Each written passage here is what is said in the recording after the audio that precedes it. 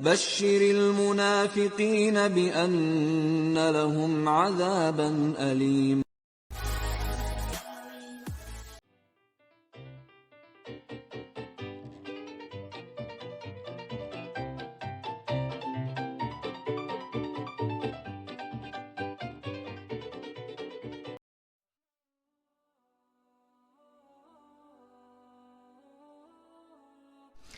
Assalamualaikum warahmatullahi wabarakatuh.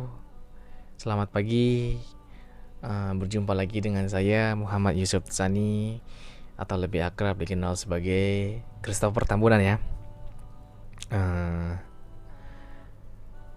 Yang pertama-tama mari kita bersyukur kepada Allah. Alhamdulillah, kita bersyukur kepada Allah, Tuhan yang Maha Esa, satu-satunya Tuhan kita, Allah Subhanahu wa Ta'ala, di mana pada saat ini kita masih bisa merasakan nikmatnya. Kita masih bisa merasakan nikmatnya, yaitu nikmat beriman kepada Allah Subhanahu wa Ta'ala. Alhamdulillah, alhamdulillah, alhamdulillah. Dibuatnya video ini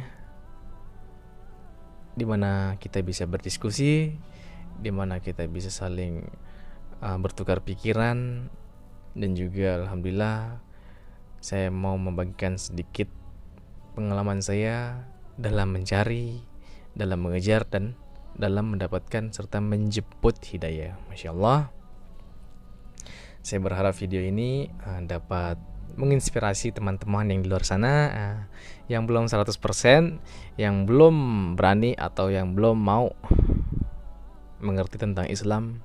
Ayo, inilah saatnya kamu mengerti, dan juga inilah saatnya Islam ditegakkan, kebenaran itu ditegakkan. Masya Allah.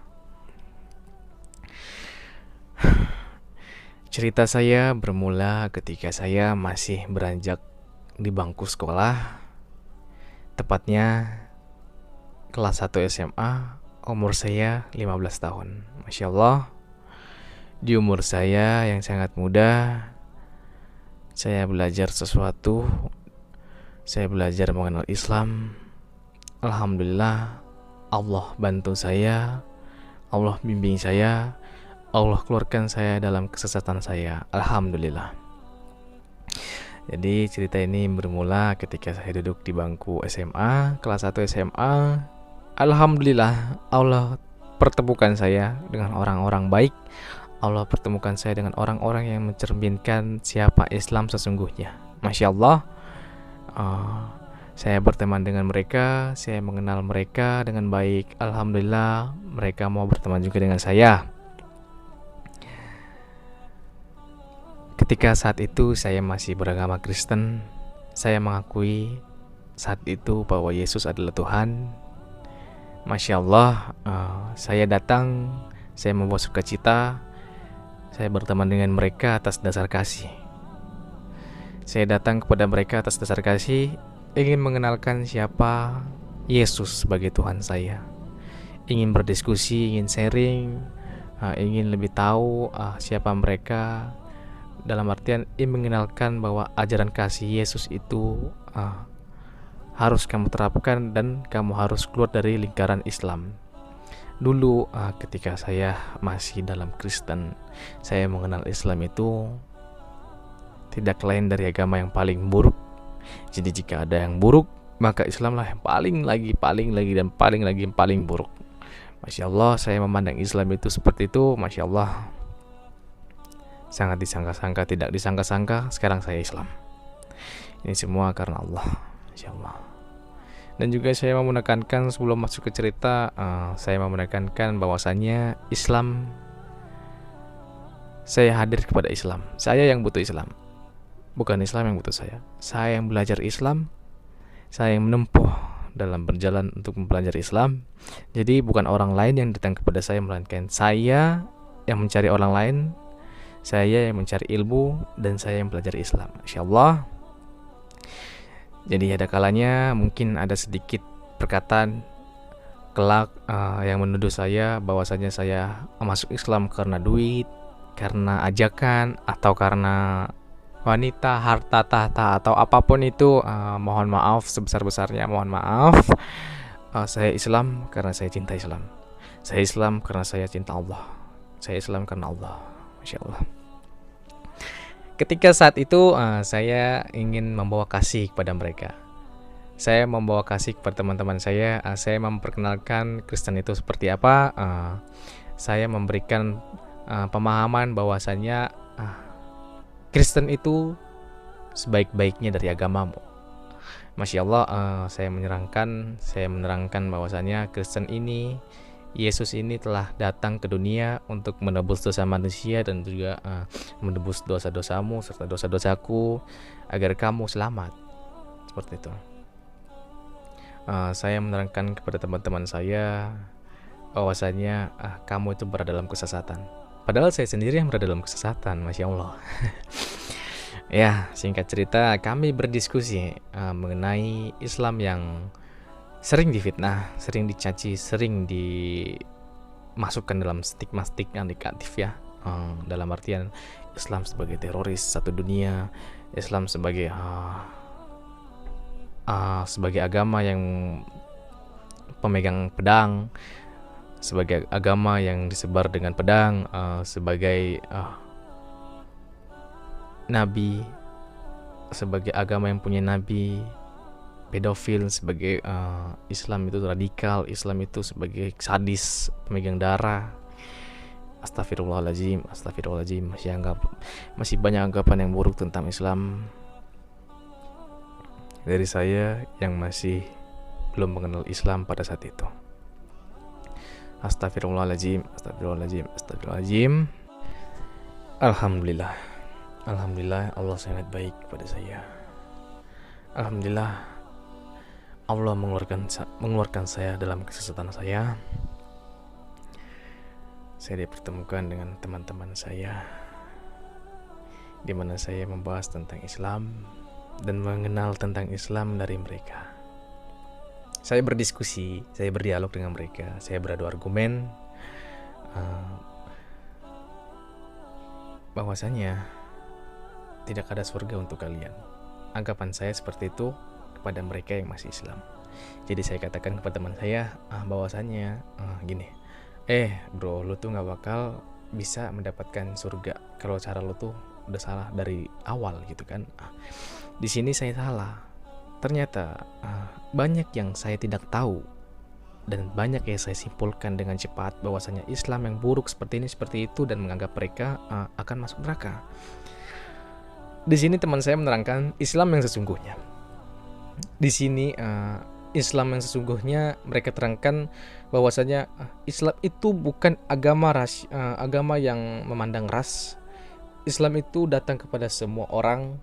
Islam itu bukan agama yang rasis, bukan agama teroris, bukan agama yang sadis. Masya Allah, Islam itu penuh dengan kedamaian, penuh dengan keindahan. Alhamdulillah ya Allah, saya disadarkan. Alhamdulillah. Mungkin sedikit janggal ya, karena begitu mereka katakan seperti itu. Oh ya, masa sih perilaku Islam yang kamu katakan itu bertolak belakang dengan perlakuan umat muslim di dunia yang banyak kabarnya pembunuhan, banyak kabarnya bom teroris dan semacamnya. Oh Masya Allah. Mereka menerangkan perbedaan manusia dan agama.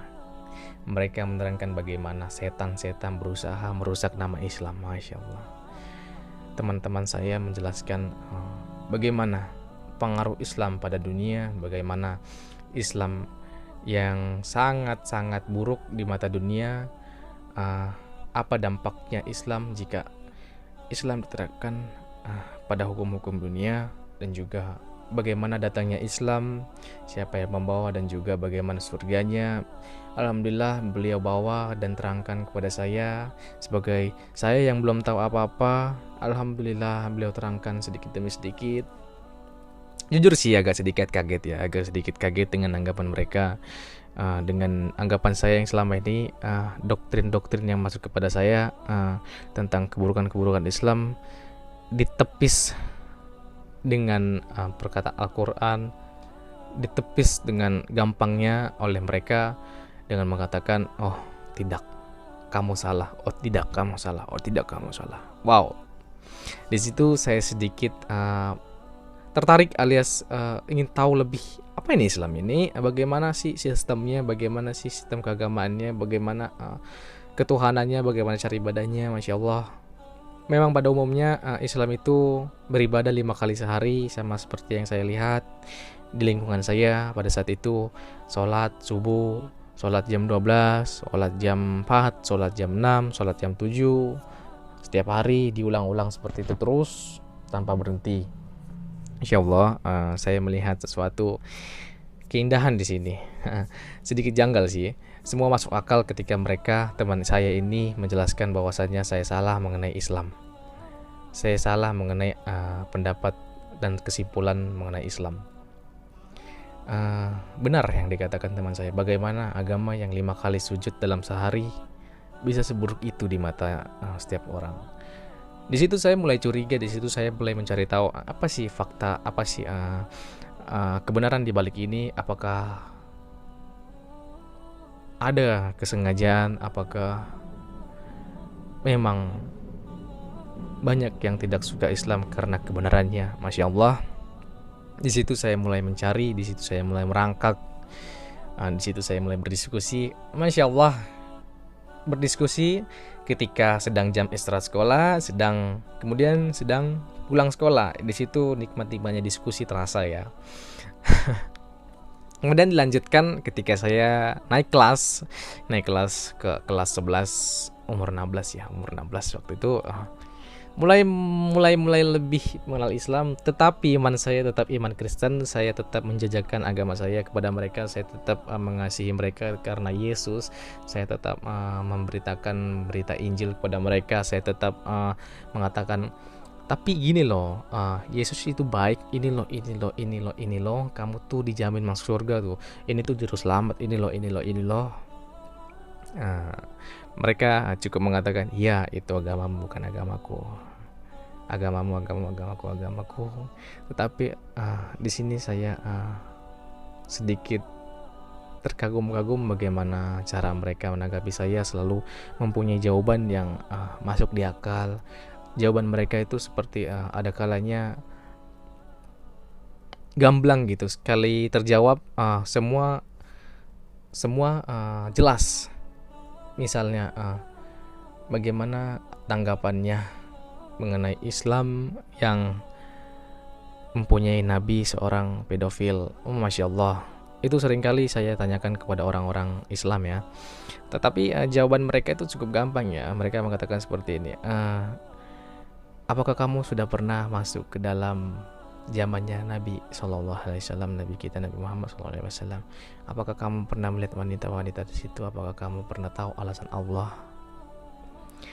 Allah itu Tuhan, Allah itu punya takdir, Allah itu punya tujuan. Gak semena-mena Allah itu menjelek-jelekan Nabi Muhammad untuk kedepannya bahwasanya dia adalah seorang pedofil. Tidak, Allah itu punya tujuan. Allah itu memilih orang. Masya Allah, beliau berkata seperti itu. Tujuannya ingin menerangkan kepada saya bahwasanya saya salah.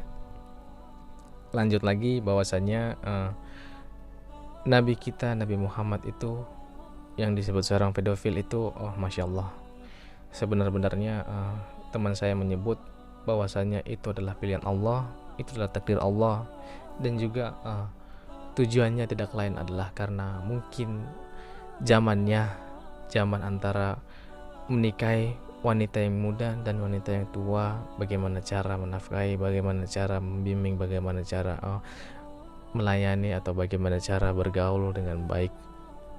Alhamdulillah, semua tujuan itu tidak semena-mena untuk menjelek-jelekan Nabi Muhammad. Teman saya berkata seperti itu. Teman saya berkata bahwasanya Allah juga memilih, mungkin karena akalnya yang sangat tinggi, pikirannya yang sangat tinggi, daya ingatnya yang sangat tinggi, dan juga Allah tidak semena-mena, tidak sebodoh itu memilih perempuan dan juga Nabi Muhammad sebagai suaminya untuk sengaja untuk menjatuhkan Nabi kita Muhammad. Masya Allah, di situ saya sedikit gimana ya,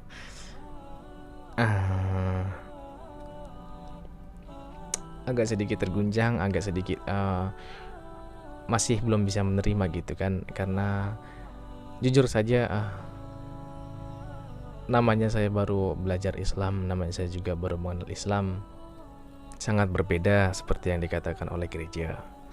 sangat berbeda seperti yang diumumkan oleh gereja dan juga jemaat-jemaatnya.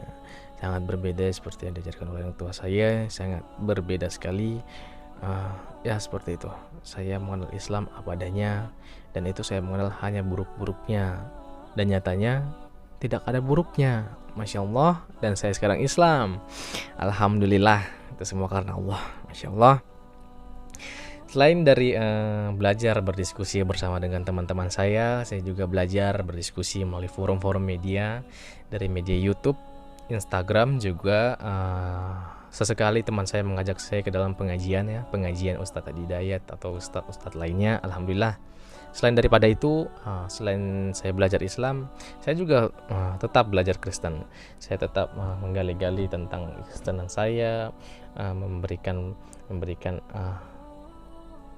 ilmu dari Kristen saya kepada mereka seperti apa di Kristen. Masya Allah, saya sempat bertanya-tanya dan berdiskusi tentang Islam ini kepada pendeta saya, kepada teman-teman saya, bagaimana mereka ini baiknya seperti apa kita perlakukan mereka, bagaimana cara mengajarkan mereka. Masya Allah. Selain dari pendeta, atas keraguan saya mempunyai keraguan di hati. Saya juga tidak sungkan, dalam artian saya selalu ingin tahu, saya mencari tahu, bukan hanya kepada teman saya datang kepada pemuka agama Islam, yaitu ustadz-ustadz tertentu. Saya berdiskusi, berbagi, bertukar pikiran. Masya Allah, banyak yang saya dapat dari situ. Ibaratnya saya Islam juga sekarang ini bukan karena saya Islam yang cuman iya aja. Tapi saya Islam di sini saya mau sebagai Islam yang sudah tahu pondasinya, akidahnya bagaimana. Ibaratnya saya Islam karena saya mau dan saya cinta karena Allah, begitu. Insya Allah. Selain daripada itu, selain berdiskusi, ada kegiatan sekolah, rohis, insya Allah. Terkadang saya mau ikut, tapi ya seperti itu, masih ada roh Kristen juga, rohani Kristen dan rohani Islam di dalam sekolah yang harus saya jaga. Bagaimana jika rohani Kristen melihat saya ada dalam organisasi rohani Islam? Agak sedikit jadi tantangan ya. Jadi di situ sebenarnya saya ingin mengikuti, tapi ya seadanya aja. Islam untuk saya adalah sesuatu yang baru. Islam membuat saya berpikir lebih jauh. Jujur saja, ketika saya belajar Islam, semua keburukan-keburukan dalam Islam itu yang saya pahami Islam sebagai Islam yang radikal sangat jauh berbeda. Selama ini saya menyadari bahwa saya salah. Saya mengetahui Islam hanya buruknya. Saya mengetahui hanya dari perkataan-perkataan mulut ke mulut. Masya Allah, Allah beri saya hidayah. Bahkan Allah bantu saya dalam bertemu dengan orang-orang yang baik, orang-orang yang bisa memberikan dan mempertebal akidah saya. Alhamdulillah. Kemudian lanjut ketika saya masuk ke kelas 3 ya, dimana iman saya masih sangat terguncang di situ. Jujur, ya Allah, saya mulai meragukan tentang kekristenan saya. Kenapa saya lebih pro ke Islam? Kenapa saya hati saya lebih ke Islam, dalam artian saya lebih mencintai Islam. Saya lebih kayak Islam ini benar. Saya mengakui secara tidak langsung saya seperti Islam ini hangat, Islam ini indah. Subhanallah. Pelan-pelan saya mulai meragukan keimanan saya dalam Kristen. Jujur saja, bukan hanya dari keislaman saya yang saya pelajari, melainkan juga dari cara beribadahnya umat Kristen. Mohon maaf ya, banyak anggapan murtadin bahwasanya mereka murtad dikarenakan lagu-lagu rohani. Cuman saya mau menerangkan sedikit analogi, bukan hanya sedikitnya. Mungkin ini jadi bahan dasar pemikiran orang lain yang mau murtad karena lagu rohani. Ada kalanya bukan hanya lagu rohani yang dapat menyentuh hati. Lagu dunia juga dapat menyentuh hati, Bu. untuk bapak-bapak, ibu-ibu atau anak muda serta teman sebaya saya yang mau murtad karena lagu rohani, tolong dipikirkan untuk kedua kalinya, karena selain dari lagu rohani, lagu dunia pun itu sangat menyentuh. Sangat menyentuh. Jadi sedikit tidak logika kalau hanya saja bisa murtad karena lagu ya. Sedikit tidak logika. Kemudian juga saya mau menerangkan bahwasannya di kelas 3 itu saya mulai melenceng ya. Yang tadinya saya ke gereja, saya izin pamit ke gereja, saya malah pergi ke musola. Masya Allah. Karena jujur saja ketika saya berada dalam musola, rasanya itu adem. Seperti inilah tempat saya. Ini saya di sini tuh nyaman. Saya suka hawa-hawanya. Saya suka dengan keberadaan masjid dan atau musola. Itu membuat saya sedikit demi sedikit menjauh dari gereja, sedikit demi sedikit menjauh dari agama Kristen. Jujur saja, semakin lama semakin jauh saya semakin nyaman terhadap Islam. Saya semakin nyaman dengan keindahannya.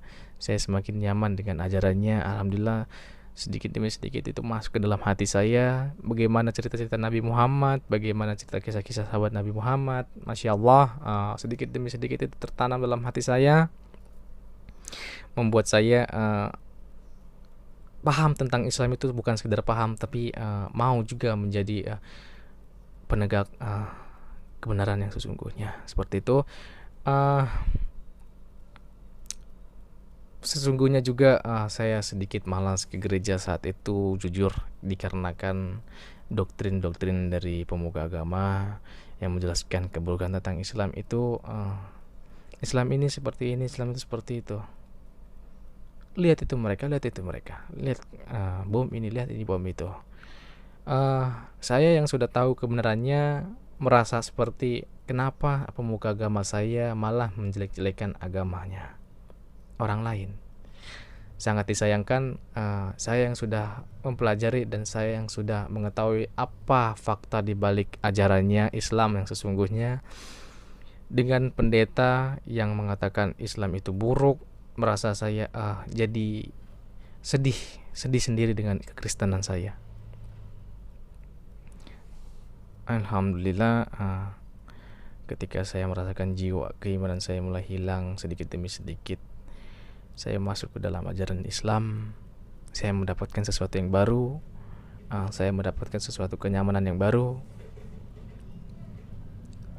Semakin lagi saya belajar, makin belajar, giat dan juga mempelajari jejak-jejak Nabi Muhammad, bagaimana beliau hidup, bagaimana cara hidupnya. Masya Allah, kisah-kisah Nabi yang membuat kita sedih, terharu. Insya Allah. Nah, singkat cerita, waktu itu saya belajar lagi dalam musola. Setiap minggu ada kalanya saya melenceng, bukan ke gereja melainkan ke musola. Saya belajar lebih lagi mengenal Islam. Masya Allah, saya baca terjemahannya dari Al-Quran bahasa Indonesianya. Saya menemukan suatu hukum ketegasan, suatu perintah, suatu peraturan yang jelas, suatu kalimat yang lengkap. Saya menemukan kitab ini bukan kitab sembarangan. Kitab ini bukan sebuah ciptaan manusia. Ini kitab bukan kreatornya ini bukan manusia. Ini benar-benar kitab the real ya. Saya membaca itu penuh dengan kalimat-kalimat Allah. Dan juga saya menemukan bahwasannya Yesus itu dibahas di dalam Al-Quran. Yesus dibahas di dalam Al-Quran. Bahkan namanya disebut lebih banyak daripada Muhammad.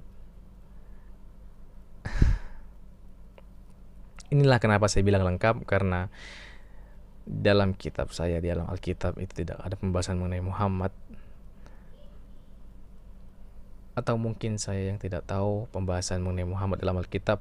Tetapi secara gamblang Yesus itu diterangkan di dalam Al-Quran. Masya Allah, membuat saya wow gitu, semakin tertarik, lebih lagi tertarik. Wow, dahsyat ini kitab. Dari mana dia tahu gitu? ini bukan sembarangan yang menciptakannya. Saya melihat di sini penciptanya benar-benar dia ini bukan manusia atau bukan sejenisnya. Ini dia the real of God gitu. The real of God, inilah buku ciptaan of God. Inilah the real of book of God ya, yang benar-benar diturunkan untuk kita gitu. Masya Allah. Semakin jatuh hati saya kepada Al-Quran, semakin jatuh hati saya kepada Islam, semakin jatuh hati saya kepada Nabi kita, Nabi Muhammad SAW. Masya Allah. Dari situ saya lebih mengenal Islam. Dari situ saya mulai mengamalkan ajaran-ajarannya Islam. Oh ya, sedikit cerita. Sejak kelas 1 SMA, atau lebih tepatnya sejak SMP, saya sudah berhenti makan babi. Alhamdulillah, saya sudah berhenti makan daging babi, makan daging haram. Alhamdulillah. Sampai saat itu diolok-olok bahwasanya saya bukan orang Batak, saya ini bukan orang Kristen, kamu nih seperti orang Islam saja, tidak makan babi, mengharam-haramkan sesuatu yang sudah halal di dalam agama kita. Orang tua saya berkata seperti itu. Masya Allah. Ya gimana pun saya sudah tahu saya harus jauhkan. Masya Allah. Meskipun begitu, Allah tetap baik, Allah tetap bermudah jalan saya untuk berhijrah, menjauhkan segala makanan-makanan haram itu daripada saya. Masya Allah. Alhamdulillah. Lanjut lagi ceritanya. Ketika saat itu kelas 12, di mana saya memikirkan bagaimana masa depan saya, apakah saya akan pergi dari rumah atau akan terang-terangan mengatakan kalau saya tidak mengimani Yesus sebagai Tuhan, atau saya pergi ke pesantren atau semacamnya. Masya Allah. Di situ saya memikirkan bagaimana masa depan saya. Sewaktu-waktu saya berpikir seperti ini, sudah sewaktunya, jika memang saya jika saya sudah siap, lebih baik 3 tahun setelah saya kuliah saya akan mualaf. 3 tahun setelah kuliah. Itu rencana awal saya. Entah kenapa Allah itu maha baik. Justru sama seperti yang saya katakan tadi, apa yang benar menurut kita belum tentu benar menurut Allah, dan apa yang salah menurut kita belum tentu salah menurut Allah. Allah tunjukkan mukjizatnya kepada saya, yang seharusnya saya mualaf 3 tahun setelah kuliah. Masya Allah. Sekarang saya masuk ke semester 3. Masya Allah, benar-benar tidak terduga mukjizat Allah. Saya mualaf pada saat saya masih kuliah, dan saat saya belum mempunyai apa-apa. Dalam istilah, keimanan saya diuji di sini. Di dalam hati saya tiba-tiba tergerak, tidak, udah cukup. Saya sudah tahu kebenarannya, saya tidak mau menunggu lagi, sudah saatnya. Entah kenapa hati saya yang berpikir dan berencana untuk 3 tahun lagi untuk mualaf setelah kuliah, tiba-tiba hati saya langsung, jangan, langsung saja. Benar-benar kayak hidayah itu datang benar-benar bertepatan waktu. Alhamdulillah. Itu pada saat itu juga, alhamdulillah, besoknya saya mualaf. Masya Allah. Saya datang ke masjid bersama dengan teman saya. Saya panggil dia, ayo kita, aku minta tolong, ayo kamu bantu saya mualaf. Saya bantu saya untuk menjadi seorang muslim. Dia sedikit terkejut dalam artian, apakah ini benar, apakah kamu serius atau tidak bermain-main.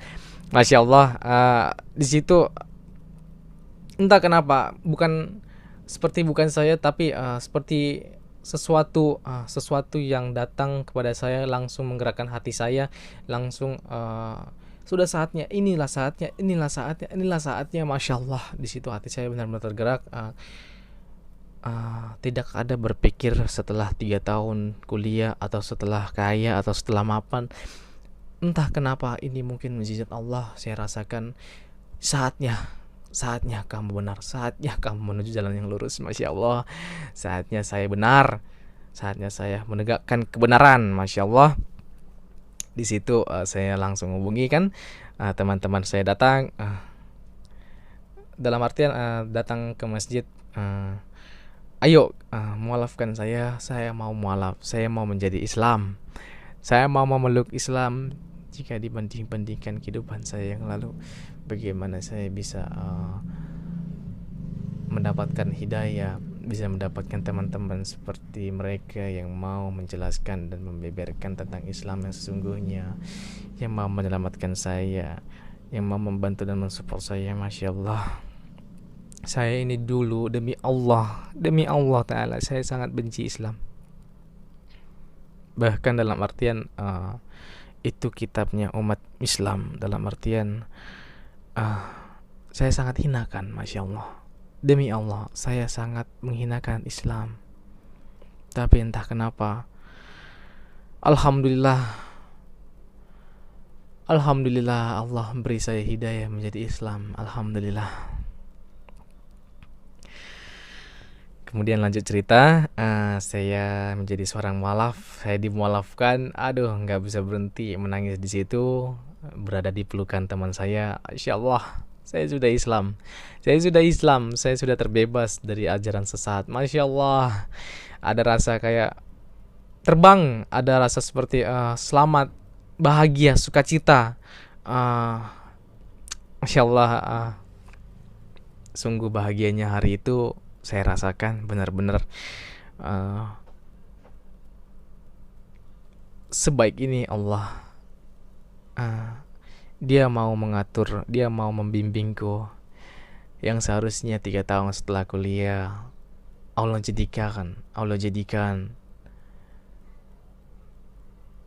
jadikan mualafku besok pada hari Minggu tanggal 27. Masya Allah, pada saat itu hari Minggu, saya mualaf. Masya Allah, bahagia sekali rasanya waktu itu. Dan pertama kali sholat, saya sangat ingat, saya sholat zuhur, diajari oleh teman saya. Masya Allah, sujud di dalam tempat ibadahnya. Masya Allah, sujud pertama kali itu sujud,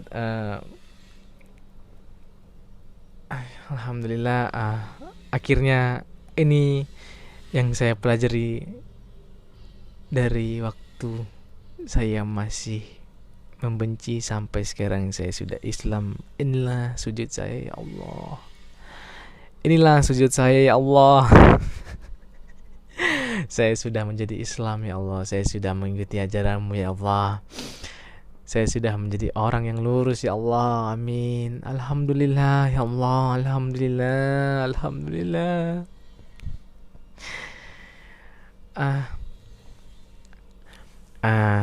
Sangat bahagia di situ. Di situ membuat saya sangat bersyukur. Saya menjadi salah satu umatnya Nabi Muhammad, Nabi yang saya paling cintai. Insya Allah.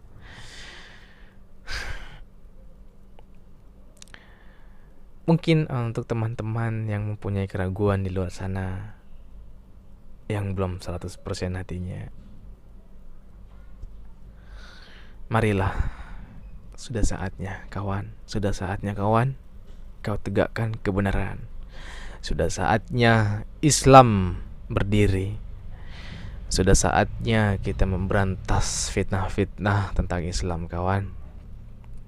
Sudah saatnya kita sadar yang salah dan yang benar itu siapa. Sudah saatnya kita bangkit. Masya Allah. Tidak usah gentar, ayo kita maju bersama-sama. Masya Allah. Kemudian lanjut cerita yang tadi. Setelah saya bersyahadat, sholat pertama kali, sholat zuhur, saya pulang. Entah bagaimana cara saya beribadah, saya bingung. Di antara harus tetap berada di rumah karena situasinya pandemi, orang tua saya melarang untuk keluar beribadah di masjid, dilarang beribadah di rumah, kesusahan karena takut ketahuan. Jujur saja takut ketahuan. Maka saya putuskan saya beribadah diam-diam, karena pada waktu itu juga orang tua saya itu menyediakan celana celana sehari-hari itu saya dipakaikan celana pendek, bukan celana panjang.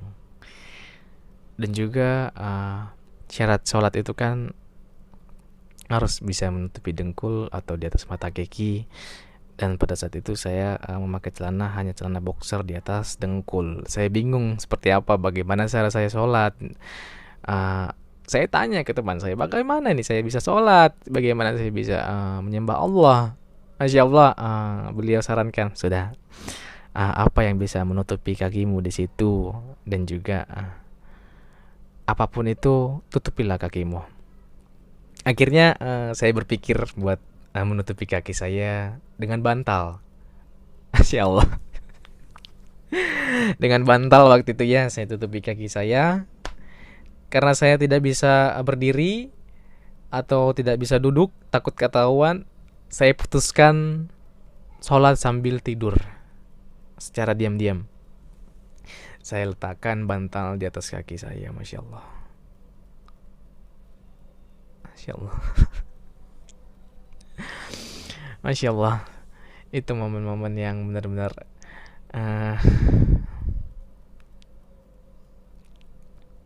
tidak bisa dijelaskan bagian seperti apa ya, merasakan ujiannya. Saya letakkan kaki saya di bawah bantal. Saya sholat dalam tidur, dalam artian tidur terlentang. Saya sholat 4 rakaat, Masya Allah,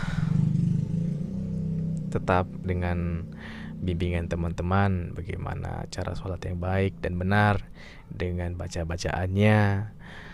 Alhamdulillah, teman-teman saya yang mengajarkan saya untuk sholat, alhamdulillah, saya berharap amal-amal beliau diterima, amal-amal beliau semakin banyak karena beliau telah mengajarkan saya sholat ya. Saya sholat di atas kasur ditutupi dengan bantal. Masya Allah. Kemudian setelah seminggu di situ merasakan bagaimana susahnya beribadah. Teman saya menganjurkan, saya punya satu, saya kenal seseorang yang bisa membantu mungkin. Dalam artian, ayo kita belajar bersama-sama, kita berhijrah bersama-sama, mari kita menempuh, mari kita menggali ilmu sebanyak-banyaknya dari beliau. Masya Allah. Hingga saya putuskan saya terbang ke Makassar. Saya menempuh hidup baru di Makassar. Saya datang kepada seseorang yang bernama Zulkifli M. Abbas atau Abah ya, karena beliau sudah mengangkat saya sebagai anaknya. Saya datang kepada beliau dengan tujuan mau belajar, Masya Allah, dengan tujuan meminta perlindungan atau legalitas keislaman saya. Masya Allah, beliau sangat baik orangnya. Nggak bisa dipungkirin juga ketika saya meninggalkan keluarga saya, itu adalah momen yang paling sedih. Karena jujur, saya tidak pernah berpisah dari orang tua saya. Itu adalah momen yang paling sedih, asli. Itu paling sedih. Itu yang paling menggugah hati saya, yang paling mematahkan hati saya itu melihat adik saya, orang tua saya, saudara saya harus meninggalkan mereka. Dalam artian ya bukan meninggalkan secara permanen, saya akan kembali pada saatnya. Hanya saja saya tidak tahu bagaimana perasaan mereka sewaktu saya pergi. Apalagi saya sudah menjadi seorang muslim. Masya Allah.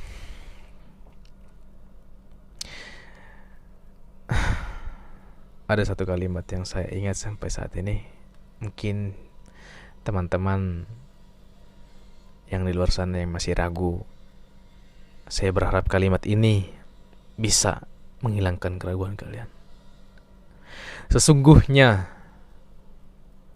ketika kita nanti meninggal, ketika kita meninggalkan dunia yang fana ini, bukan keluarga, bukan harta, bukan jabatan, bukan wanita atau siapapun itu kecuali amalmu. Amalmu lah yang menemanimu nanti. Sama seperti perjalanan saya, bukan keluarga saya, bukan harta, bukan mencari kekayaan, tetapi saya mencari ilmu dan orang-orang dekat saya mau gimana pun menarik saya untuk kembali dalam Kristen, dan orang-orang terdekat saya yang mencoba menarik saya untuk kembali ke Kristen tidak akan bisa. Saya mohon maaf. Inilah ajaran yang saya pilih, inilah iman yang saya pilih, iman sebagai Islam Muslim. Bagi saya Islam itu indah. Saya sudah jatuh cinta kepada Islam. Insyaallah Allah berikan hidayahnya terus-menerus kepada saya. Amin ya rabbal alamin. Amin ya rabbal alamin. Jangan ragu kepada Islam. Ingat, bukan keluarga, bukan harta, bukan jabatan ataupun wanita ataupun saudara laki-laki atau saudara perempuan. Hanya satu yang menemanimu nanti, yaitu amalmu. Masya Allah, yang menemanimu adalah amalmu. Jadi jangan ragu kepada Islam. Mari maju, mari tegakkan kebenaran. Sudah cukup berada dalam belakang panggung. Saatnya kamu menegakkan kebenaran. Saatnya kamu memperlihatkan jati diri kamu siapa sebenarnya. Masya Allah. Saya berharap cerita saya bisa menginspirasi teman-teman. Saya berharap bisa membangkitkan semangat teman-teman yang mau mualaf, yang sedang belajar. Semoga kita termasuk salah satu orang yang bisa masuk ke dalam jannahnya Allah Subhanahu wa taala. Amin ya rabbal alamin. Jangan berhenti menyerah. Jangan berhenti untuk berjuang. Jangan pernah menyerah. Ingat, hidayah akan datang kepada siapapun, asal bagaimana kita menjemput hidayahnya.